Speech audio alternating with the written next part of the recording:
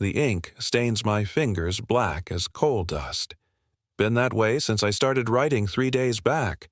Funny how a man's hands betray his conscience. Mine are trembling now, partly the palsy that comes with 76 years of hard living, partly the weight of what I'm about to confess. I can hear Sarah moving about in the kitchen. Good woman, never married me but stayed all these years just the same. She deserves to know the truth before I'm gone, though I reckon she suspected it all along. The doctor says my heart's giving out, says I might not see another winter. Time has a way of catching up to a man, no matter how fast he rides. So I write this account, the honest truth of what happened that day in '76, nearly 30 years ago now. I'll leave these pages for Sarah to find after I'm gone. Maybe she'll burn them. Maybe that'd be best. But a dying man needs to unburden his soul, even if there ain't no forgiveness waiting on the other side. I first met Jackson Tillman in 1965, just after the war ended. We were both riding with a cattle outfit pushing longhorns up from Texas to the railheads in Kansas. I was 22, full of piss and vinegar. Jack was a few years older, already had that look about him, like he'd seen things no man should. Later, I learned he'd ridden with Terry's Texas Rangers during the war, seen the worst of it at Shiloh and Chickamauga. We took to each other right away. Jack could ride better than any man I'd ever seen, and he had a way with a gun that commanded respect without him ever having to draw. He was quiet most times, but when he laughed, it was like thunder rolling across the plains. We spent 3 seasons riding together, sleeping under the same stars, eating the same beans, facing the same dangers. By '68, we'd saved enough to stake our own claim, bought land along the Cimarron River in what would later become Oklahoma Territory. Wasn't much, 800 acres of hardscrabble range that needed constant attention, but it was ours. We built the ranch up from nothing, Jack and me. Called it the Double T for Tillman and Taylor. My name's Thomas Taylor, though nobody's called me anything but Tom since I was knee-high to a grasshopper. For 5 years, we worked that land like men possessed, drove off rustlers twice, survived 2 droughts and 1 flood that nearly washed away everything we'd built. Through it all, Jack was solid as bedrock, the kind of friend a man might be lucky to find once in a lifetime. Then in the spring of '73, Jack rode to Kansas City and came back married. Her name was Elizabeth Caldwell. Beth, she preferred, daughter of a banker from St. Louis who'd lost everything in the panic of '73.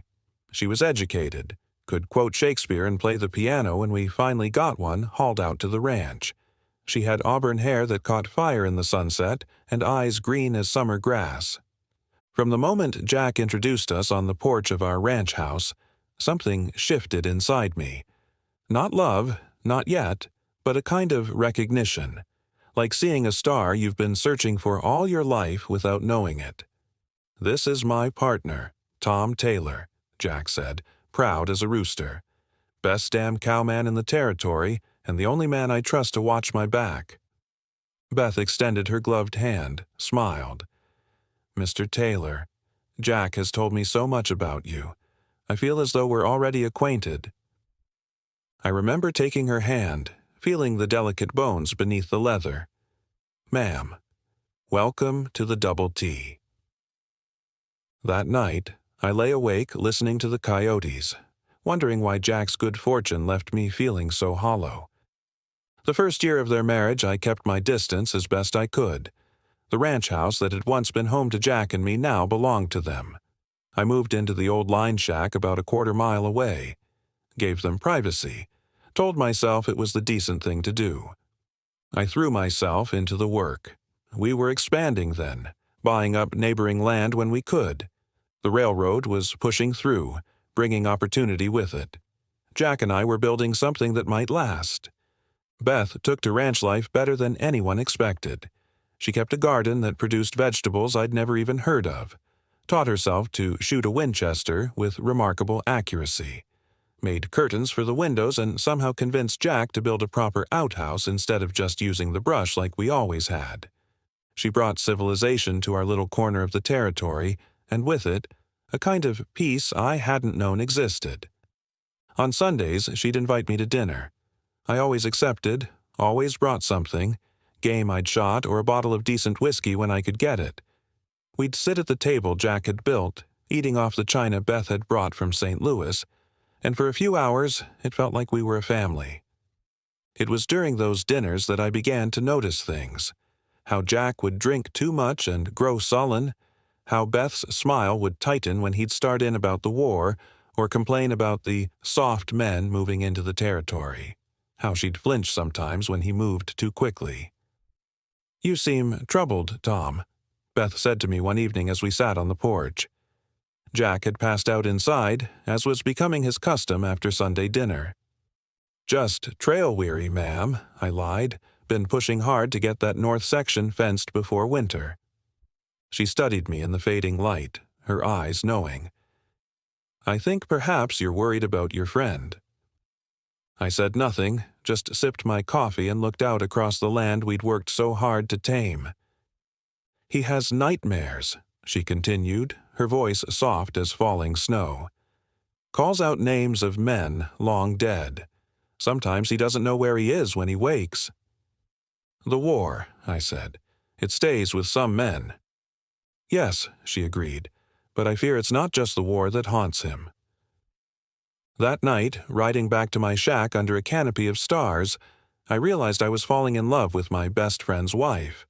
The shame of it burned hotter than any branding iron. By the second year, things at the Double T had changed. Jack was drinking heavily, disappearing for days at a time to the new settlement that was springing up around the railroad station. He'd come back smelling of cheap whiskey and cheaper women, his knuckles raw from fighting. "You need to ease up, Jack," I told him one morning as we worked the herd. "You got responsibilities now. A wife waiting at home." He spat tobacco juice onto the ground. "Don't need you telling me my business, Tom. What I do is between me and Beth." "Sure, Jack. Just hate to see you throwing away something good." He gave me a look then that I'd never seen before. Something dangerous and wounded all at once. "Something good? You know what's good? Freedom. The open range. Not being tied down to a woman who looks at you like you're some kind of animal when you want what's rightfully yours." I felt my jaw tighten. "Beth's a lady, Jack." "She's my wife," he snapped, "and this conversation is over." That night I rode over to check on Beth as I'd taken to doing when Jack was away. Found her sitting at the kitchen table, a bruise darkening her cheekbone. "He didn't mean it," she said before I could speak. "He was drunk, and I said something foolish." "There's no excuse for a man laying hands on a woman," I said, the rage building inside me like a prairie fire. She reached out, touched my arm. "Please, Tom, don't confront him. It will only make things worse." I wanted to kill him then. Could have done it easy enough, a hunting accident, or a fall from a horse. No one would have questioned it. But I loved him still, the man he'd been if not the man he'd become. And I couldn't bear the thought of Beth looking at me the way she sometimes looked at him, with fear in her eyes. So I nodded, promised to keep my peace. But something changed in me that night. A line was crossed that couldn't be uncrossed. The winter of '74 was bitter cold. Snow piled up against the ranch house, and wolves grew bold enough to take down a yearling not 50 yards from the corral. Jack spent more and more time in town, leaving Beth alone for days at a stretch. I made excuses to check on her, bringing supplies, helping with chores too difficult for a woman alone, making sure she had enough firewood to keep warm. We talked during those visits. Really talked, in a way I'd never talked with anyone. She told me about her life in St. Louis, about the books she loved, about the children she hoped to have someday. I told her about my childhood in Tennessee, about the war I'd mostly avoided due to a clubfoot that had since corrected itself, about my dreams for the Double T. One evening, as a blizzard raged outside, we sat before the fire drinking coffee laced with whiskey. Jack had been gone 3 days. "I made a mistake marrying him," she said suddenly, her voice barely audible above the howling wind. "I thought he was a good man who'd been damaged by the war. I thought I could heal him with love and patience. She looked at me, tears glistening in her eyes. I was a fool. No, I said, Jack is the fool. Any man would count himself blessed to have a wife like you. Something passed between us then, an acknowledgement of feelings we'd both been fighting. She looked away first. You should go, she whispered, before the storm gets worse. I stood, reluctant to leave her alone, but knowing it was dangerous to stay. Not because of the storm, but because of what might happen if I remained. At the door, she handed me my coat, our fingers brushing. Thank you, Tom, for everything. I wanted to pull her into my arms, to tell her I loved her, had loved her since the moment we met. Instead, I nodded and stepped out into the swirling snow. That night, I nearly froze to death making the short ride back to my shack. Would have been a fitting end, I sometimes think. Spring came late that year. The thaw brought flooding, and with it, trouble. Rustlers hit us hard, taking nearly 30 head from the east pasture. Jack and I tracked them for 2 days before catching up to them near the Kansas border. There were 4 of them, hard-looking men with dead eyes. We took them by surprise at their camp, guns drawn. You boys picked the wrong herd to steal from, Jack said, his voice cold as January. What happened next is still a blur in my memory. One of the rustlers went for his gun. Shots were fired. When the smoke cleared, 3 of the rustlers were dead. The 4th was wounded, on his knees begging for mercy. Please, mister, I got a family, just needed the money. Jack walked up to him, put his Colt against the man's forehead. Should have thought of that before you stole what wasn't yours. Jack, I said, he's had enough. We'll take him to the marshal in Wichita. Jack looked at me, something wild in his eyes. Like hell we will. He pulled the trigger. The ride back to the Double T was silent. We'd recovered our cattle, but I felt like I was riding with a stranger. The Jack I knew would never have shot an unarmed man pleading for his life. When we arrived home, Beth was waiting on the porch. Her face lit up when she saw us, relief evident in every line of her body. Then she saw the blood on our clothes, the grim set of our mouths. Are you hurt? She asked, rushing down the steps. We're fine, I assured her. It's not our blood. Jack dismounted, handed her the reins to his horse. Take care of Diablo, he ordered, then walked past her into the house without another word. Beth looked at me, questions in her eyes. Rustlers, I explained. We recovered the cattle, but it got messy. She nodded, understanding what I couldn't say. There's stew on the stove. You should eat something before you head back. I wanted to warn her, to tell her that the man who'd returned wasn't the same one who'd left. But what could I say that she didn't already know? That night, I heard them arguing from my shack. Jack's voice carried on the spring air, followed by the sound of breaking glass. I saddled my horse, ready to intervene, when I saw Beth running across the moonlit pasture toward me. I met her halfway, caught her as she stumbled. Her lip was split, blood trickling down her chin. He's gone mad, Tom, she sobbed against my chest. Says he knows about us. Says he's going to kill you, then teach me a lesson I won't forget.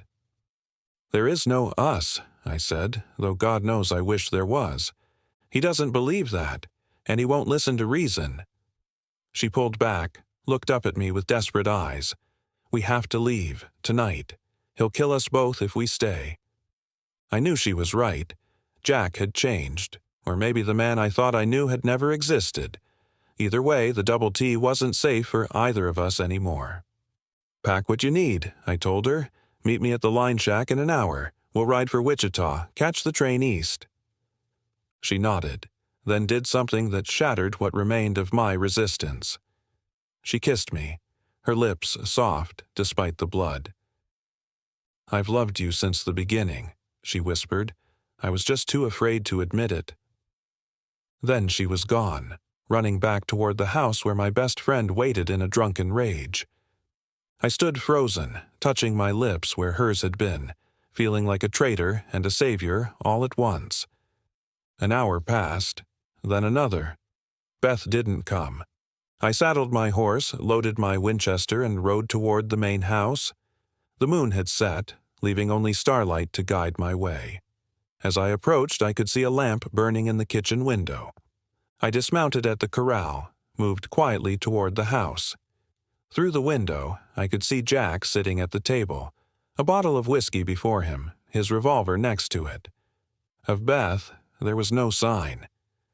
I drew my Colt, eased open the back door. The hinges creaked, always had no matter how much oil we used.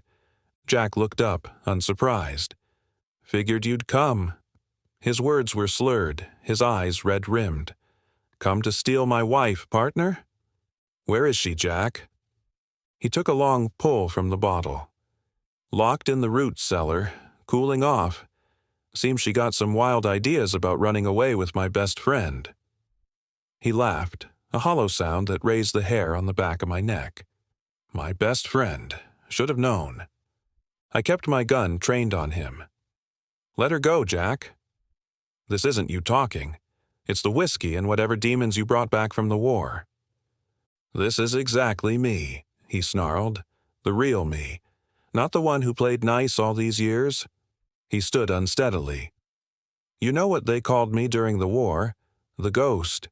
Because I could slit a Union boy's throat without him ever knowing I was there." "That was war," I said. "This is different. Beth is your wife." "My wife," he repeated, his hand inching toward his gun. "Mine, not yours." "I never touched her, Jack, but I won't let you hurt her either." His lips curled in a sneer. "Too late for that, Tommy boy. Already taught her what happens to wives who forget their place." Something broke inside me then. All the years of friendship, all the loyalty, all the brotherhood, shattered like glass. "Get up," I said. "We're letting her out. Then you and I are going to have a reckoning." He moved fast for a drunk man. His hand, closed around his revolver, brought it up in one fluid motion. I fired first, the sound deafening in the small kitchen. Jack staggered back, a look of surprise on his face. His shot went wide, splintering the doorframe beside my head. He fired again as he fell, this time catching me in the shoulder. The pain was immediate, blinding. I crossed the room, kicked his gun away. He lay on his back, blood spreading across his shirt, his breathing ragged. "Always were. Faster than me," he gasped. "Didn't think you had the guts. Where's the key to the cellar, Jack?" He grinned, blood staining his teeth. "Go to hell." I searched his pockets, found a small iron key. His hand closed around my wrist as I pulled it free. "She'll destroy you," he whispered, "like she destroyed me." "You destroyed yourself," I replied, pulling away from his weakening grip. I left him there, bleeding out on the kitchen floor, and ran to the root cellar behind the house. My shoulder burned with every movement, but all I could think about was Beth. The cellar door was secured with a heavy padlock. My hands shook as I fumbled with the key, finally managing to open it. I pulled the door up, peered into the darkness. "Beth?" A whimper answered me. I climbed down the ladder one-handed, found her huddled in the corner. Her face was badly bruised, her dress torn. "It's over," I told her, helping her to her feet. "Jack won't hurt you anymore." She clung to me, sobbing. "Did you kill him?" "I shot him," I admitted. "He's badly wounded." Together, we climbed out of the cellar. I led her toward the house, intending to gather supplies before we fled, but she stopped at the door. "I need to see him," she said. "Beth, that's not—" "I need to see him," she repeated, her voice stronger. I nodded, understanding. She needed to know he was truly no longer a threat. We entered the kitchen together. Jack lay where I'd left him, but his eyes were open, tracking our movement. He was still alive, though barely. Beth approached him cautiously, stood looking down at the man who had been her husband, her tormentor. "I'm sorry it came to this, Jack," she said softly. He tried to speak, but only blood came out. His eyes found mine over Beth's shoulder, filled with hatred, with accusation, with something that might have been understanding. Then he was gone.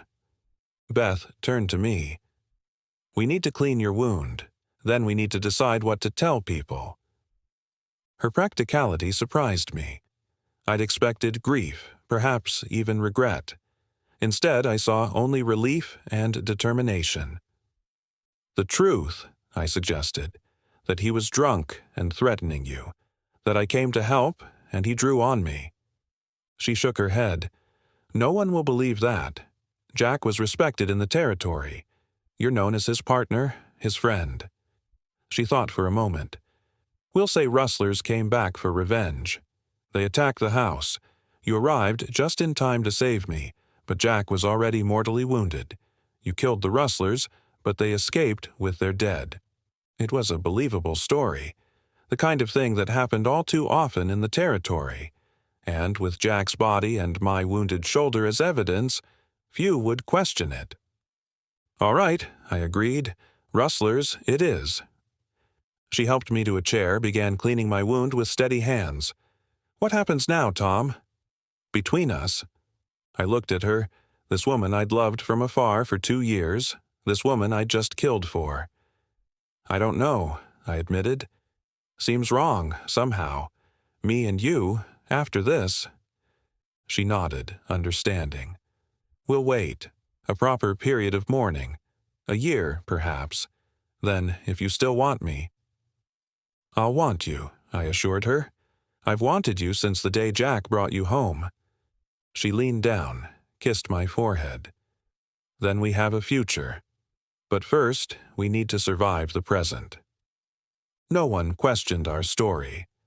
The marshal from the territorial seat rode out, took our statements, examined the scene. He concluded exactly what we wanted him to conclude, that rustlers had attacked, that I'd arrived in time to save Beth but too late for Jack. "Damn shame about Tillman," he said as he mounted his horse to leave. "Good man, but at least his wife had you to protect her, Taylor. Not many women would be so fortunate." The irony of his words wasn't lost on me. We buried Jack on a hillside overlooking the ranch, beneath an oak tree where he used to rest during cattle drives.